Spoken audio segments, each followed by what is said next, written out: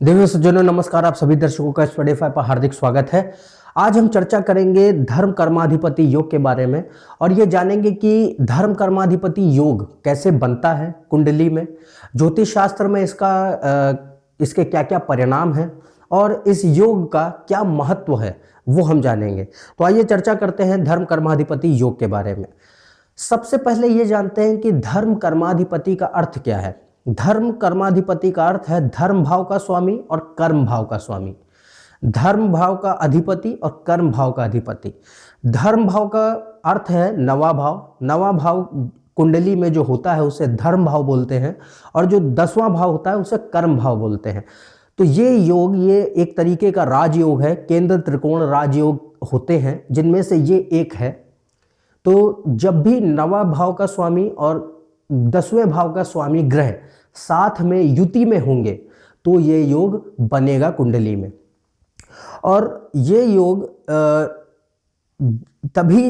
मतलब ये योग काफ़ी शक्तिशाली माना जाता है बाकी अन्य केंद्र त्रिकोण राजयोगों में, क्योंकि इसके पीछे कारण है जिसके बारे में हम अभी जानेंगे आगे।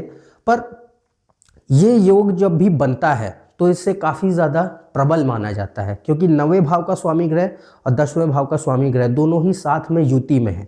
पर इसकी प्रबलता निर्भर करती है कि ये योग कौन से ग्रह बना रहे हैं, कौन सी राशि में ये योग बन रहा है, कौन से भाव में ये योग बन रहा है, और इसकी दोनों जो युति है दोनों ग्रहों की वो कितने अंशों पर है, उस पर ही निर्भर करता है कि इस योग की शक्ति कितनी है, इस योग की प्रबलता कितनी है।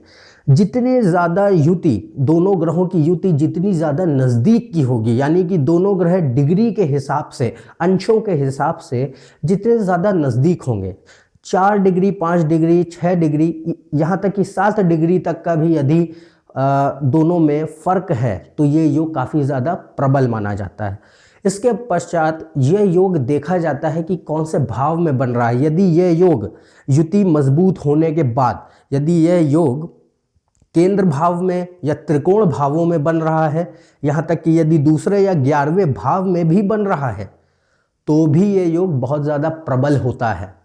बाकी अन्य भावों के तुलना में ये योग केंद्र त्रिकोण और दूसरे और 11वें भाव में काफ़ी ज़्यादा प्रबल होता है। इसके बाद ये योग जिस राशि में बन रहा है वो भी बहुत महत्वपूर्ण है। कौन सी राशि में ये योग बन रहा है। यदि ये योग उस राशि में बन रहा है जिसमें कि नवमेश या दशमेश में से कोई भी एक ग्रह उच्च का है या उसकी स्वयं की राशि है तो ये योग और भी ज़्यादा प्रबल होगा, और भी ज़्यादा अच्छे परिणाम देगा जीवन में। तो ऐसी स्थिति देखकर आप ये जान सकते हैं कि इसकी शक्ति कितनी है, इसकी प्रबलता कितनी है कुंडली में। इसके बाद ये योग दर्शाता क्या है, इसका कारण क्या है। ये योग एक राजयोग है जो कि उच्च कोटि का राजयोग माना जाता है ज्योतिष शास्त्र में।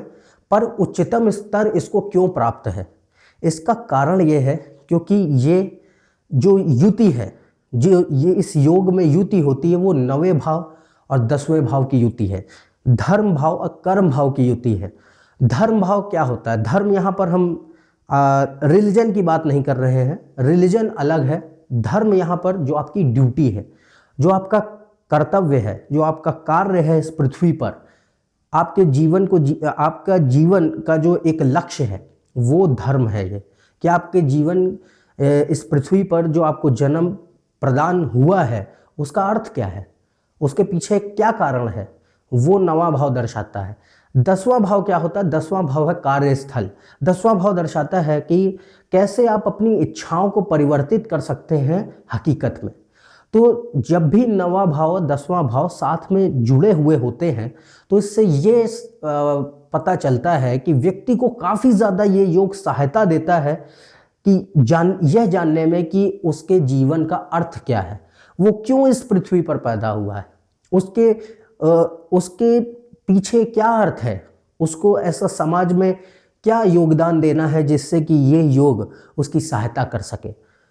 तो ये योग इस लिए बहुत ज़्यादा उच्च कोटि का माना जाता है क्योंकि इससे ये व्यक्ति को आसानी से पता चल सकता है, ये योग उसकी सहायता करता है कि आपका इस जीवन में क्या रोल है, आप क्यों इस पृथ्वी पर उपस्थित हुए हैं, क्यों। तो ये इस योग की मदद से पता चलता है। और क्योंकि ये धर्म है और कर्म है, इसलिए व्यक्ति आसानी से जो भी उसकी ड्यूटी है, जो भी उसका धर्म है, वो उसको कार्य के द्वारा परिवर्तित करता है। तो इसीलिए ये योग काफ़ी उच्च कोटि का माना जाता है।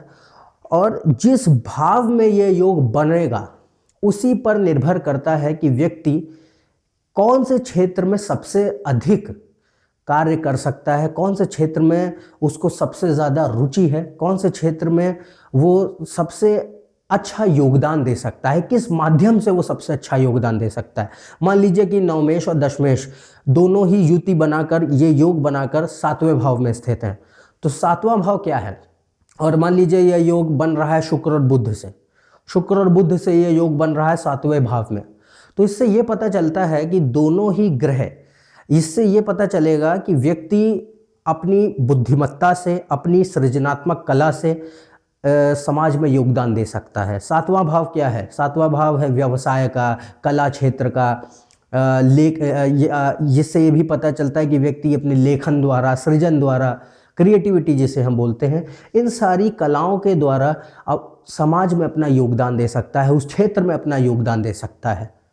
तो यहाँ पर ये कोई ज़रूरी नहीं कि हर व्यक्ति का कार्य एक जैसा है, हर व्यक्ति का कार्य अलग अलग है, अलग अलग क्षेत्रों में है, और उसको किस क्षेत्र में अपना योगदान देना है, ये योग उस व्यक्ति को उस क्षेत्र में आगे बढ़ने में मदद करता है। तो ऐसे आप देख सकते हैं, यदि ये योग यदि मंगल से बने, तो मंगल क्या है, मंगल है कि व्यक्ति अपना योगदान रक्षा सेवाओं में दे सकता है, देश की सेवा में योगदान दे सकता है। भले ही वो पॉलिटिक्स हो, खासतौर से रक्षा सेवाएं देखी जाती हैं वैसे, पर पॉलिटिक्स भी हम देख सकते हैं, राजनीति भी देख सकते हैं। तो इन क्षेत्रों में वो अपना योगदान दे सकता है, इन क्षेत्रों में अपना योगदान दे करके उस क्षेत्र को आगे बढ़ा सकता है, दूसरों का जीवन सुधार सकता है। तो ये योग इस क्षेत्रों में ऐसे कार्य करने में व्यक्ति को मदद करता है, सहायता करता है। इसीलिए इसको उच्चतम स्तर प्राप्त है बाकी अन्य केंद्र त्रिकोण राजयोगों की तुलना में। और भी राजयोग बनते हैं, पर नवमेश और दशमेश का जो राजयोग है वो उच्च कोटि का राजयोग माना जाता है। तो जब भी ये राजयोग आप देखें, तो इसका जब भी विश्लेषण करें तो ये ज़रूर देखें कि कौन से ग्रह इस राजयोग को बना रहे हैं, और जो ग्रह इस राजयोग को बना रहे हैं वो किस भाव में स्थित है। क्योंकि कोई भी ग्रह अपने जो भी परिणाम है, जिस भाव का वो स्वामी ग्रह, उसके परिणाम उस भाव के द्वारा देता है जिसमें वो स्थित होता है। तो जिस भाव में ये योग बन रहा है उस भाव को देखें, क्योंकि उस भाव के द्वारा ही आपके सारे कार्य होंगे, और इस योग के परिणाम अलग अलग होंगे, भिन्न भिन्न होंगे। यदि कोई दूसरे ग्रह इस योग पर दृष्टि डाल रहे हों, या इस योग के साथ में कोई और ग्रह भी यदि युति में है, कोई तीसरा या चौथा ग्रह भी यदि युति में है, तो इसके परिणाम भिन्न होंगे।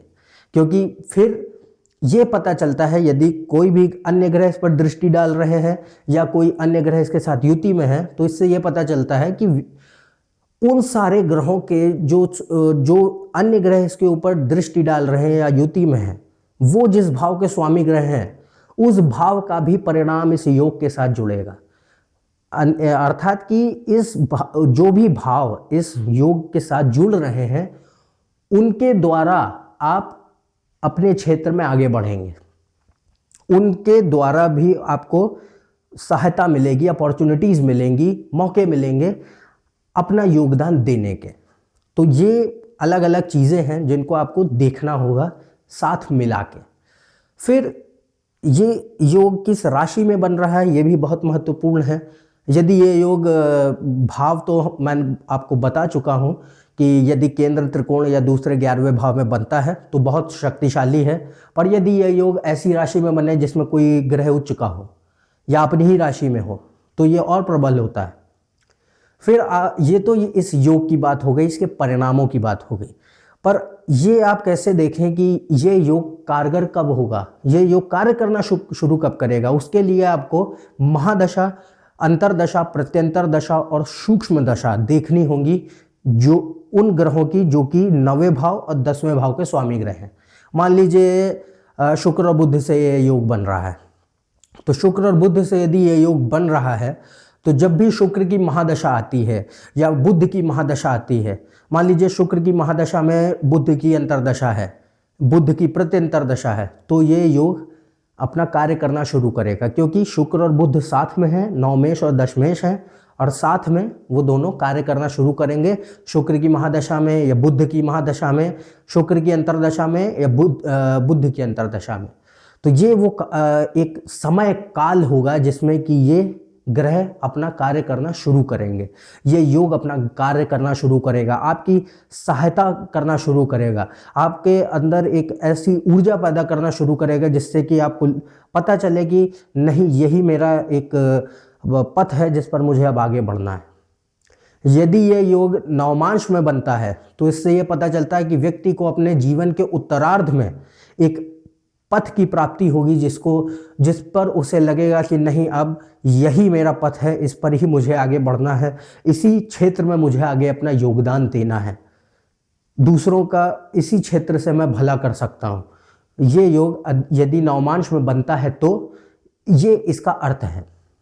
तो ये योग इसीलिए इसी कारण से बहुत ज़्यादा उच्चतम माना जाता है, और क्योंकि ये योग बहुत ज़्यादा फायदेमंद है व्यक्ति के लिए, और क्योंकि नौवां भाव ज्ञान का भी भाव है, इसलिए धीरे धीरे व्यक्ति को ज्ञान की प्राप्ति भी कराता है अनुभवों के द्वारा, क्योंकि 10वां भाव बगैर अनुभव के कुछ नहीं देता। तो इसीलिए अनुभवों के द्वारा, ज्ञान के द्वारा इस व्यक्तियों को जो है सहायता मिलती है अपने कार्य क्षेत्र में आगे बढ़ने की, जिससे कि वो अपना योगदान दे सकें और समाज कल्याण कर सकें। तो ये वो चीज़ें हैं जो कि आपको देखनी है जब भी आप किसी भी व्यक्ति की कुंडली का अध्ययन करें जिसमें ये योग बनता हो। तो इसीलिए इस योग का जो मूलभूत रूप है वो इतना ज़्यादा उच्चतम माना गया है ज्योतिष शास्त्र में। फिर यदि कोई भी ग्रह यदि नवम भाव या 10वें भाव में स्थित है, मान लीजिए ये योग बन तो गया पर कोई अन्य ग्रह स्थित है नवम भाव या 10वें भाव में, तो भी परिणाम अलग होंगे, क्योंकि फिर उस ग्रह का भी एक रोल होगा 9वें भाव पर और 10वें भाव पर जो कि वहाँ पर स्थित है। तो कौन से भाव का स्वामी ग्रह वहाँ पर स्थित है उसको आपको देखना होगा। उसका मूलभूत जो रूप है, नेचर जिसे हम बोलते हैं, वो क्या है, जैसा उसका नेचर होगा वैसे परिणाम वो देगा। अच्छा नेचर है तो अच्छे परिणाम देगा। मान लीजिए बुध वहाँ बैठ गया तो बुध जो है आपको ज्ञान की प्राप्ति कराएगा। बुध 9वें भाव में बैठ गया तो उच्च शिक्षा दिलवाएगा। यदि अच्छा बुध है तो उच्च शिक्षा के प्रति लेके जाएगा, ज्ञान की प्राप्ति कराएगा, बुद्धिमत्ता देगा, जिससे कि आप अपनी कार्यशैली में उसका भी इस्तेमाल करके, उपयोग करके उस क्षेत्र में आगे बढ़ सकते हैं, योगदान दे सकते हैं। आप अपने धर्म को पूरी तरीके से पूरा कर सकें, वो ये योग उसमें आपकी सहायता करता है। तो इसीलिए ये योग इतना महत्वपूर्ण है, केंद्र त्रिकोण राजयोगों में से सबसे उच्चतम स्तर का है। तो इसीलिए जब भी आप इसका अध्ययन करें तो ये जो सारे मैंने आपको पैरामीटर्स बताए हैं उनको आप पहले देखें, फिर इस नतीजे पर पहुँचे कि इस योग की कितनी स्ट्रेंथ है, कितनी शक्ति है। और जितना ज़्यादा प्रबल योग होगा उतने ही ज़्यादा अच्छे परिणाम इसके समय काल में मिलेंगे। जब ये योग कार्य करना शुरू करेगा उतने ही अच्छे परिणाम मिलेंगे। अब मान लीजिए यह योग बन तो रहा है पर 28 डिग्री 27 डिग्री के अंतराल पर ये युति हो रही है, तो उस योग का कोई अर्थ नहीं, क्योंकि दोनों ग्रह बहुत दूर हैं, इसलिए कोई अर्थ नहीं उस योग का। तो जब भी ये योग पास में बन रहा हो, 4 डिग्री 7 डिग्री तक भी बहुत पास में बन रहा है, तो ये योग बहुत अच्छे परिणाम देता है। अच्छे भावों में, अच्छी राशि में बन रहा है तो बहुत और भी अच्छे परिणाम देता है। तो ये था मेरा दृष्टिकोण धर्म कर्माधिपति राजयोग के बारे में। यदि आप मेरे इस चैनल पर नए हैं तो नीचे दिए हुए सब्सक्राइब बटन पर सब्सक्राइब करें। ज़्यादा जानकारी के लिए आप मेरे ट्विटर और फेसबुक पेज पर भी जा सकते हैं। अन्यथा हम आपसे अगले वीडियो में फिर से मिलेंगे। तब तक के लिए आज्ञा दें। नमस्कार और धन्यवाद।